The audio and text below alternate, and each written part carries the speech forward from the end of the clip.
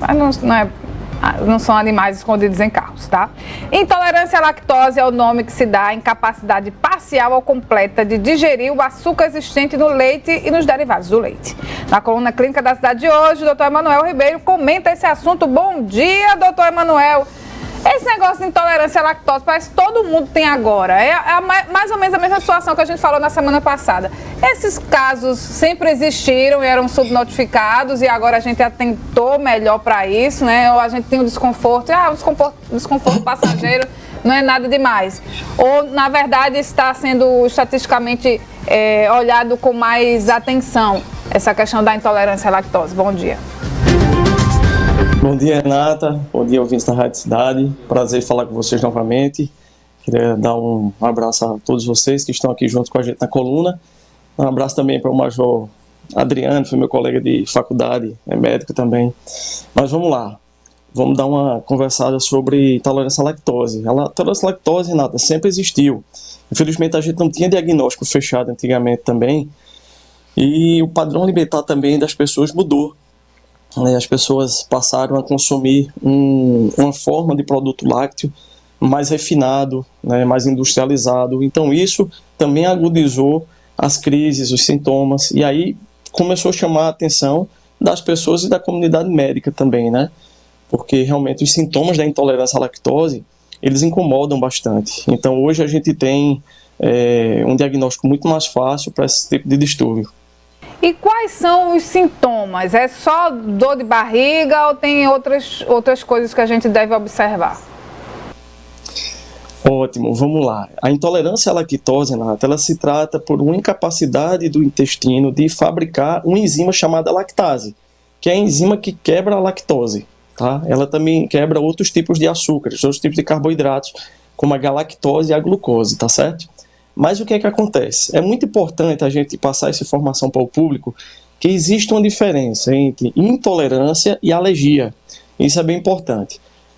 Nos sintomas da intolerância, você praticamente tem um sintoma correlacionado ao trato gastrointestinal, ou seja, ao sistema digestivo, náuseas, acúmulo de gases, vontade de vomitar, né? Ou às vezes o paciente ele vomita mesmo, né? O paciente que ele apresenta muita flatulência, né? Ou seja, depois que ele come o produto rico em lactose, ele tem muitas vontades de soltar pum, tá? Para as pessoas entenderem direitinho. E também dor abdominal, que pode ser mais intensa, tá? No caso de alergia, que aí eu gosto muito de diferenciar, inclusive para os pacientes no consultório, o paciente ele não desenvolve sintomas apenas gastrointestinais. Ele pode também desenvolver problemas sistêmicos, né? Sintomas sistêmicos.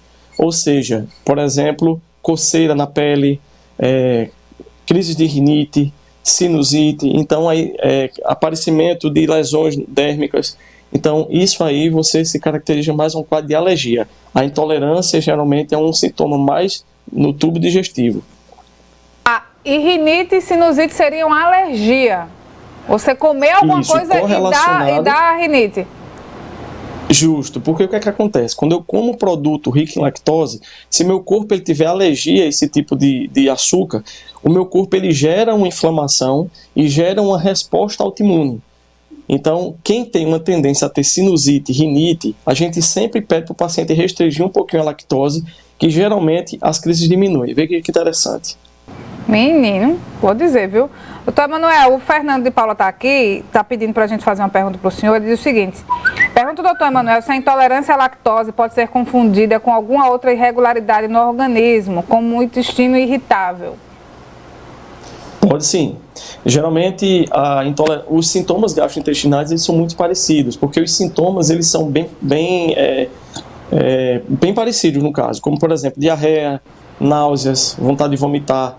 A maioria dos sintomas de intolerância à lactose eles são muito agudos. Então, assim, se você come um produto rico em lactose e você desencadeia logo em seguida os sintomas, a gente já suspeita por um quadro de intolerância.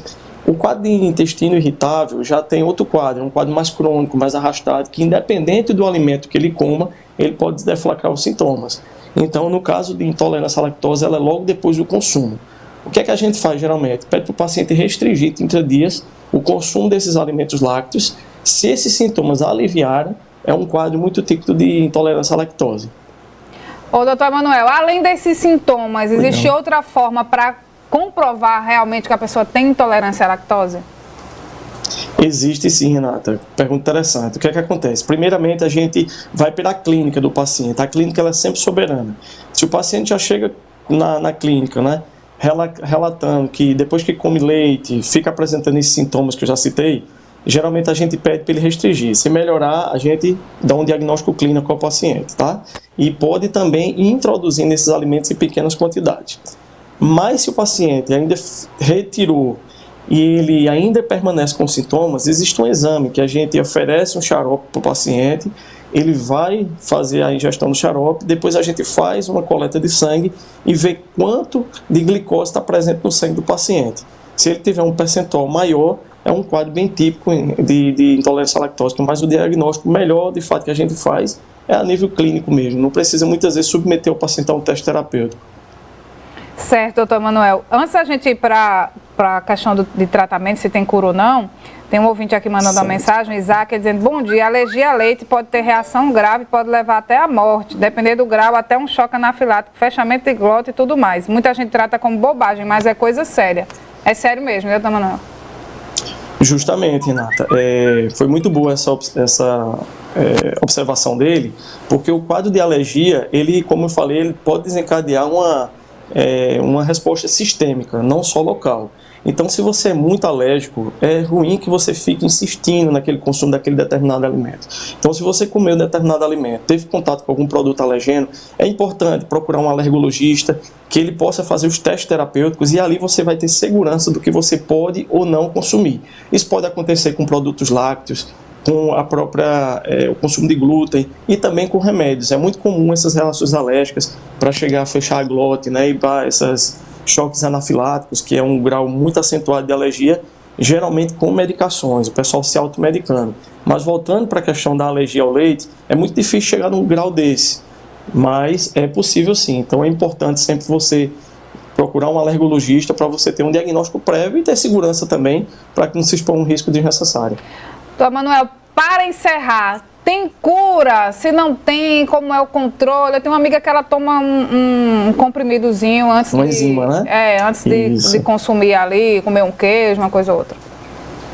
Isso, vamos lá, falar de questão de controle e tratamento, né? Geralmente a gente faz o teste terapêutico, pede para a pessoa retirar esses produtos, se ele melhorou, a gente pede que aos poucos a gente vai introduzindo em quantidades menores. Se o paciente ainda apresentar uma certa intolerância, os sintomas voltarem, o que é que a gente faz? A gente pode introduzir um alimento à base de leite, porém sem lactose. Existe hoje no mercado produtos lácteos sem lactose. Então esse é uma linha de tratamento. A gente pede para ele utilizar o leite, por exemplo, zero lactose, já tem no mercado. Caso o paciente, de uma vez ou outra, ele não tenha acesso, ele quer jantar fora e ele não tem a segurança que aquele prato que ele pediu, por exemplo, tem um produto zero lactose, a gente pode oferecer para o paciente também uma enzima digestiva que a gente chama de lactase.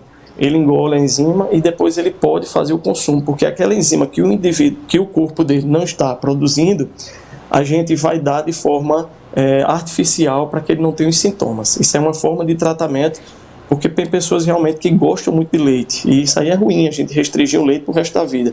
Então existem essas opções de tratamento que a gente pode abrir mão para o paciente, orientar ele, e se ele tiver uma ausência dos sintomas, ele pode seguir esse tratamento a longo prazo. Existe também uma possibilidade, Renata, de tratamento para devolver ao paciente o consumo de leite, é a gente restringir de vez e introduzindo aos poucos alimentos que têm pouca lactose, porque isso estimula o trato gastrointestinal, ou seja, o intestino dele, que é lá que essa enzima é produzida, a produzir a lactase, e aí ele pode ir introduzindo aos pouquinhos. Então a gente faz uma sensibilização do intestino, ele vai produzindo a lactose aos pouquinhos, e aí ele pode consumir e depois vai aumentando o volume.